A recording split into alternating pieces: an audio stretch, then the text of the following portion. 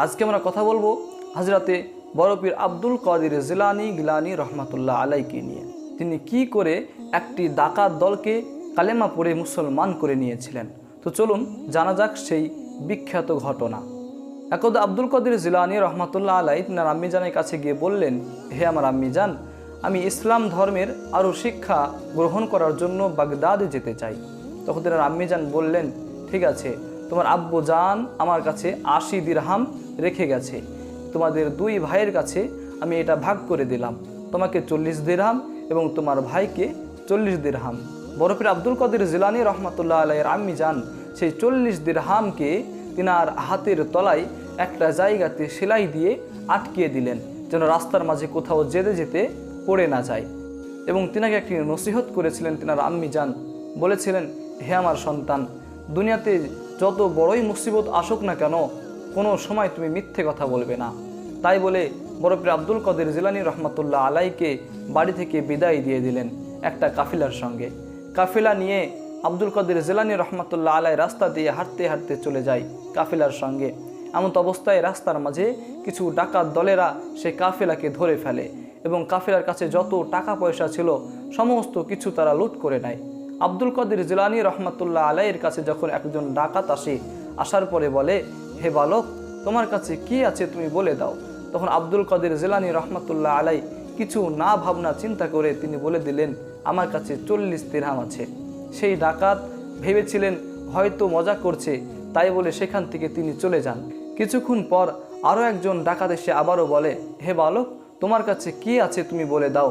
তখন আব্দুল কাদের জিলানী রহমাতুল্লাহ আলাই তিনি বলেন, আমার কাছে 40 দিরহাম আছে, যেটা আমার মা আমাকে দিয়েছে। সেই 2 জন ডাকাত সর্দারের কাছে গিয়ে বলে, হে সর্দার, আমরা একজন বালককে জিজ্ঞাসা করছি যে তোমার কাছে কি আছে, তুমি সমস্ত কিছু আমাদেরকে দিয়ে দাও। তো সেই বালক বলে, আমার কাছে 40 দিরহাম আছে, কিন্তু ওকে দেখে বোঝা যায় না ওর কাছে 40 দিরহাম বা কিছু টাকা আছে। সর্দার বলে, যাও সেই বাচ্চাকে আমার কাছে নিয়ে আনো।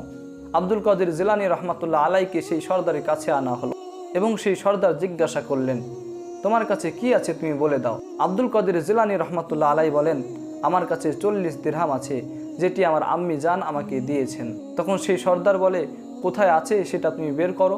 তখন আব্দুল কাদের জিলানী রহমাতুল্লাহ আলাই তিনি বলেন, আমার হাতের তলায় আমার আম্মি জান সেলাই করে এই জায়গাতে রেখে দিয়েছেন। তখন সেই সর্দার বললেন, তুমি চাইলেই কিন্তু আমাদেরকে বলতে যে আমার কাছে কিছুই নেই, মিথ্যা কথা তুমি বলতে পারতে, কিন্তু তুমি কেন বললে না।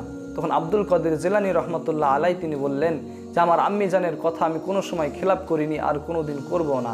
আমি যদি আম্মি জানের কথা খেলাপ করতাম আমার আম্মি জান দুঃখ পেত, আমি তাই আম্মি জানের কথাকে খেলাপ করি না।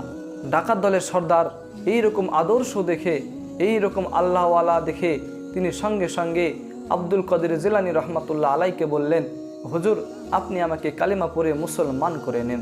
সঙ্গে সঙ্গে আব্দুল কাদের জিলানী রহমাতুল্লাহ আলাই সেই ডাকাতের সর্দারকে কালিমা পড়ে মুসলমান করে নিলেন। তার সঙ্গে সঙ্গে ডাকাত দলের যত ডাকাত ছিল সবাই একসঙ্গে কালিমা পড়ে মুসলমান হয়ে গেলেন। সুবহানাল্লাহ। ইনিই হলেন আব্দুল কাদের জিলানী রহমাতুল্লাহ আলাই, যিনি নিজের আখলাক চরিত্র দিয়ে মানুষকে কালেমা পড়ে মুসলমান করেন। তো আজকের ভিডিও এখান থেকেই। সকলে ভালো থাকবেন, সুস্থ থাকবেন। আসসালামু আলাইকুম ওয়া রাহমাতুল্লাহি ওয়া বারাকাতুহু।